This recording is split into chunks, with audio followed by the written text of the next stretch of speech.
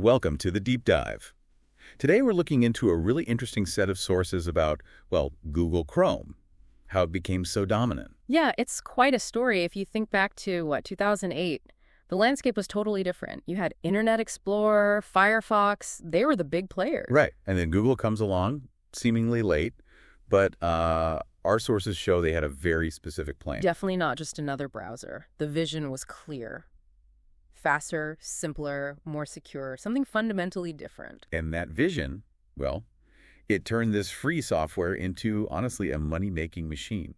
Strategically brilliant. So how did they do it? The tech is a good place to start. Okay, yeah. The problem back then with browsers, JavaScript was slow, right? Exactly. Yeah. Engines like SpiderMonkey and Firefox or, JScript and IE, they interpreted code step by step, like translating a book sentence by sentence. You felt that lag. It was noticeable. Definitely. And Google's big answer, highlighted in the sources, was V8, built in C++ file. The V8 engine. That was the game changer. Totally. Instead of that slow translation, V8 compiled JavaScript straight to machine code. Much, much faster. You could feel the speed difference immediately. Yeah. But it wasn't just speed. There was another piece of genius, technically speaking.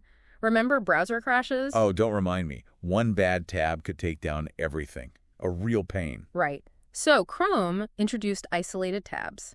Each tab, basically its own process. So one website went haywire. It didn't crash the whole browser. The others just kept running. Yeah. That stability was huge for users. A completely different experience. And interestingly, V8 had this life beyond Chrome. The sources mentioned Node.js. Yeah, using JavaScript on servers. That came from V8 too. Yep. It became the engine for Node.js. Probably not the main goal initially, but a massive spinoff. Okay, so technically superior. Faster, more stable, advanced engineering. For sure. And they gave it away. Free. Yeah. That still feels weird from a business perspective. All that investment. It does seem counterintuitive, doesn't it? But that's where the strategy comes in. It's actually, pretty brilliant. How so? The sources frame Chrome as a gateway. Think about it. You install Chrome. What's the default search engine? Google search, obviously. Exactly. So every time you search, or just browse generally, that activity, legally collected, of course. Feeds data back to Google. Precisely. And that data is gold.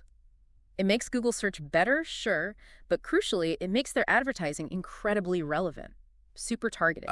Okay, so the browser itself isn't the product they're selling. Not directly. The product is the user's attention and data channeled through the browser, which fuels their main business, advertising. Billions of dollars worth. So Chrome facilitates the real business. Wow, it's a fantastic example of integrating a product seamlessly into a larger revenue strategy. Right, so pulling it all together. The sources are saying Chrome won not just because of V8 or stable tab, Though that technical edge was vital for adoption, yeah. but also because of this incredibly smart business model that leveraged the browser to enhance their core advertising business. Exactly. It shows that programming, tech development, it's not just about code, it's about thinking, strategy, intelligence. Seeing the bigger picture, Chrome really did reshape the internet experience, didn't it? Massively. And from the user side, you got this great, fast, free tool. Well, behind the scenes, that usage was generating enormous value for Google. A powerful dynamic. So maybe something for you listening to think about. How many other free apps or services do you use every day? Could they also be gateways where your clicks and data are the actual currency? What does that really mean for how the internet economy works?